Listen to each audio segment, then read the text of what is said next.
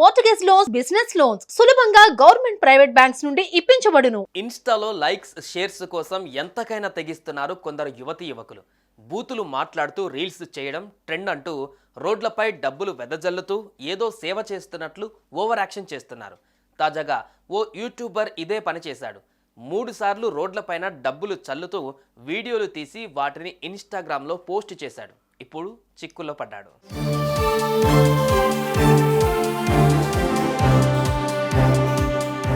వంశీ అనే యువకుడు ఇన్స్టాగ్రామ్, యూట్యూబ్లో కాస్త పాపులారిటీ సంపాదించుకున్నాడు.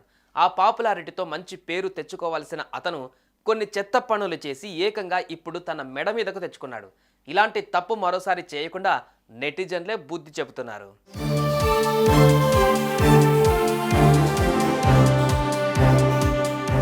ఇంతకీ ఏం జరిగింది అనే విషయానికి వస్తే, వంశీ అనే ఇన్స్టాగ్రామ్ ఇన్ఫ్లుయెన్సర్ ఇదివరకు ఓసారి రోడ్డుపై డబ్బులు చల్లుతూ వెళ్ళాడు.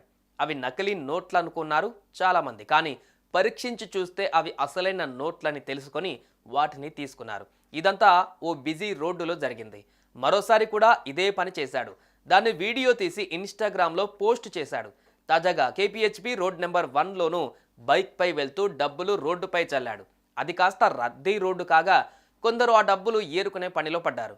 వాహనాలను అక్కడికక్కడే పార్క్ చేశారు. దీంతో ఫుల్గా ట్రాఫిక్ జామ్ అయింది. అది క్లియర్ అవ్వడానికి చాలా టైం పట్టింది. ఓ యువకుడు రోడ్డుపై నిర్లక్ష్యంగా వ్యవహరిస్తూ ఇలా డబ్బులు చల్లడం వల్లే ఇబ్బందులు పడాల్సి వచ్చిందని నెటిజన్లు పోస్టులు పెడుతూ పోలీసులను ట్యాగ్ చేశారు. వంశీ అనే యువకుడిపై చర్యలు తీసుకోవాలని కోరారు.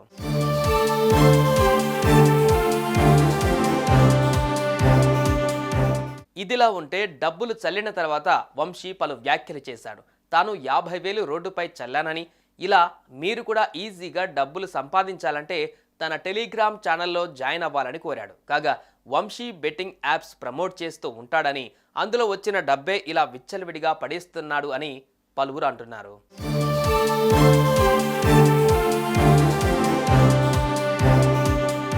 కానీ బెట్టింగ్ యాప్స్తో సంపాదించడం కన్నా కష్టపడి సంపాదించిన సొమ్మును దానం చేయాలి. కానీ ఇలా లెక్క లేకుండా డబ్బుకు విలువ ఇవ్వకుండా రోడ్లపైన చల్లడం కరెక్ట్ కాదు అంటున్నారు నెటిజన్లు.